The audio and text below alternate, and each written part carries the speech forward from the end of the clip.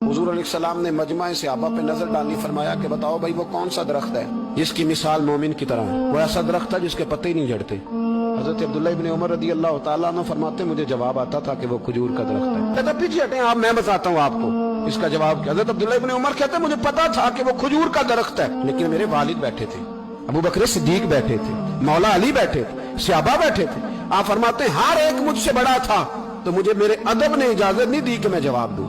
अल्लाह करे मेरी इस बात आपकी समझ में आए। सवाल का जवाब मुझे आता था, लेकिन अदब का तकाजा था कि मैं बड़ों की मौजूदगी में जवाब न दूं। हुजूर ने दोबारा पूछा, सहाबा खामोश रहे तो फरमाया मैं बताऊं? या रसूलल्लाह बताइए। तो महबूब फरमाने लगे वो खजूर का दरख्त है। कि नबी करीम ने हज़रत अब्दुल्लाह इब्न उमर की तरफ मोड़ के देखा, फरमाया मेरे गुलामों वो दरख्त है खजूर का। अब्दुल्ला को जवाब आता था, इसे पता था कि वो खजूर का दरख्त है, लेकिन तुम्हारे अदब की वजह से ये खामोश रहा। मेरे रसूल करीम अलैहिस्सलाम के गुलाम जिनके इल्म पर